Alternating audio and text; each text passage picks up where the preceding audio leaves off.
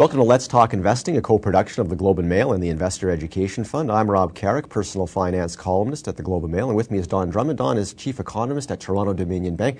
Don, let's talk about interest rates. In the aftermath of the financial crisis, interest rates got driven to lows that no one has ever seen, and of course, we can't stay at those lows. Those are crisis lows. I'd like to talk to you about the pace of increase and how long the increases will last. For example, the prime rate bottomed out after the crisis at about 2.25%. What's a historical average for the prime rate? Well, first of all, I think you have to look at it in after inflation terms because, of course, the average history will be quite high because, remember, inflation in the 1970s and 80s, right, we were running high inflation, and that would not be my bet, and I don't think investors should have bet on that. So I'll look at it in terms of after inflation. Sure. The prime rate has tended to run about 4 percentage points after inflation. If you think the Bank of Canada will be successful in maintaining 2% inflation, I would say a normal, typical prime rate would be 6%, and of course we're way below that. All right, so I mean, in historical terms, the 2.25% sort of plateau that the low that we hit post-crisis, is that freakishly low?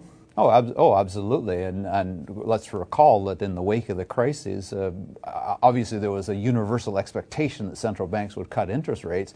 But when they started to get their discount rates and their key policy rates down to 2% and 1%, most people, and I must admit I was in that camp, kind of thought that was the end of it.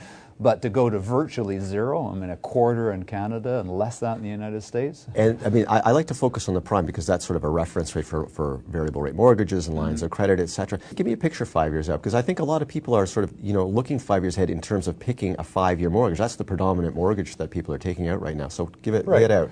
So again, in the world, presuming that inflation's at 2%, and keep in mind the Bank of Canada has opened the door to changing the inflation targets post-2011. Personally, I don't think they will. So let's just anchor this at 2%. In that normal world, you would expect the prime interest rate to be in the high 5s to the low 6s, something like that 6% we talked about historically, maybe 5.5 to 5.75.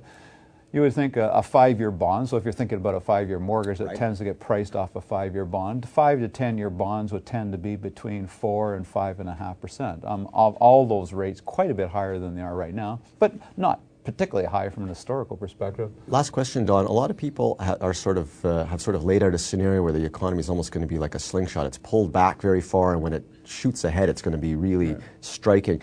Are we going to see rates get scary high, or are they going to return to more normal levels that we've all been familiar with for years? Well, first of all, I think the central banks have a great asset in store, and that's first. There's a lot of slack in the economy, so it's not like inflation is going to run away starting tomorrow. We're going to talk about that later, but go ahead. But secondly, I don't think the economies will bounce back their usual vigor.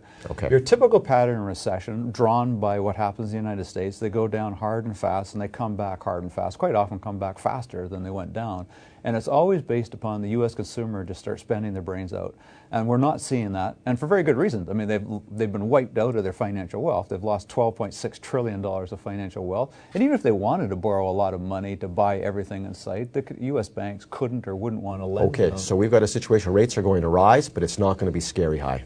No, so I think that the scenario is, instead of the central banks raising interest rates to extraordinary high levels like we saw in the early 80s and 90s, they sneak up from underneath. They're rock bottom right now, and they sneak back up to those neutral levels. That doesn't sound too scary. Thanks, Don. Okay.